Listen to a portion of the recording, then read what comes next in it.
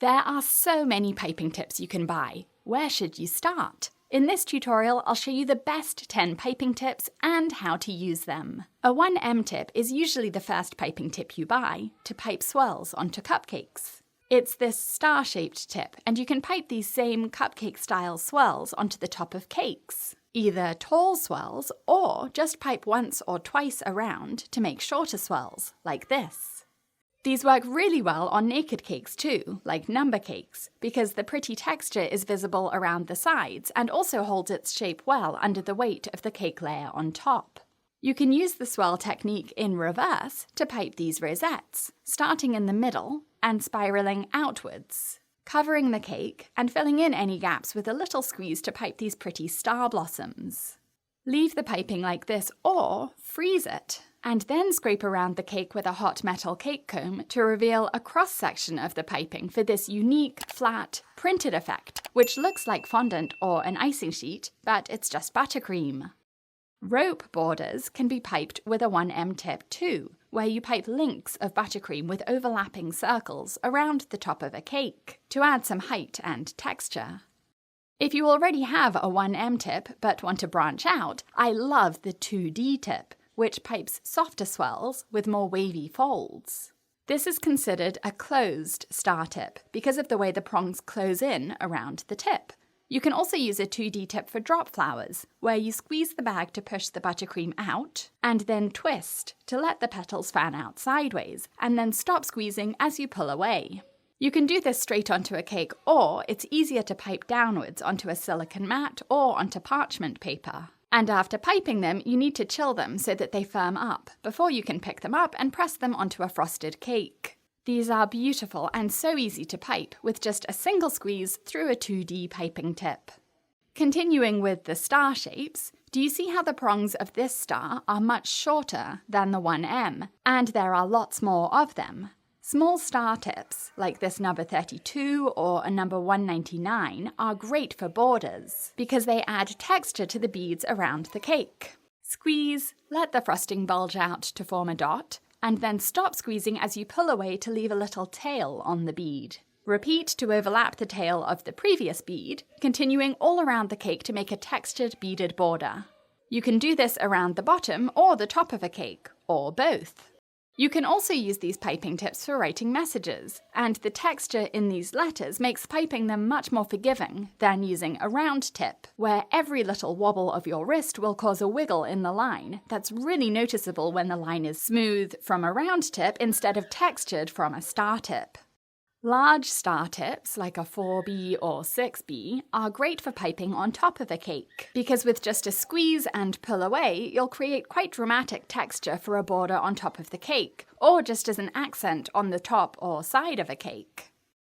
Russian tips, or flower nozzles, are very different to the tips you've seen so far because each tip will pipe several different shapes, and different colours too.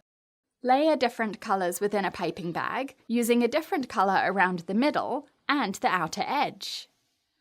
As you push the frosting through the tip, you'll create every part of the flower with just a single squeeze. Look for tips with dots in the middle to make these stamens, or with several curved lines to make petals that wrap around like on a rose. The only part of the flower these tips don't make are the leaves, but don't worry, there's a tip for that. A leaf tip, like a number 352, looks like jaws from the side, and as you squeeze the piping bag, you'll push the frosting out sideways to make a leaf. And as you stop squeezing and pull away, you'll leave a point on the leaf.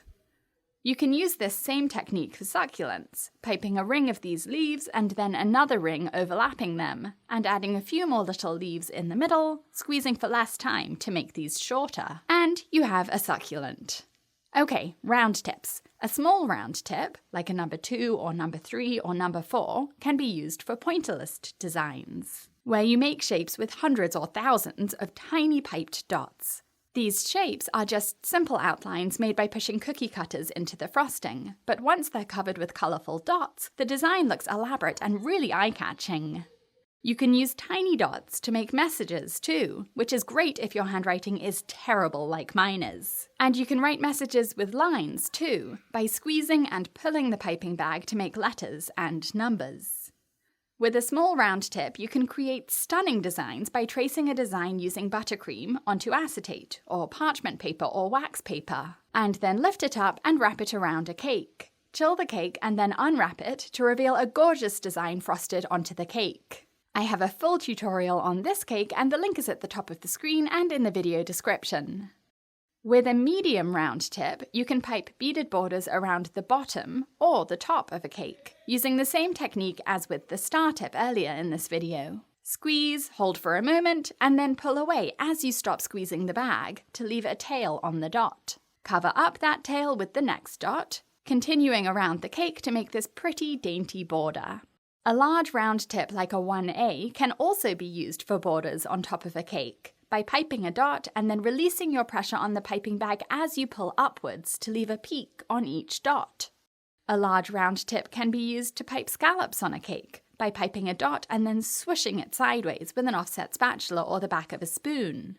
This is a quick way to add texture to a cake and a great way to avoid smooth frosting in case you struggle with that. Finally, petal tips are, of course, great for piping petals, for pansies and roses and other flowers with petals that need some movement around the outer edge. Petal tips are also used for piping ruffled frosting, in layers going up or down a cake, and for vintage swags and vintage ribbons too.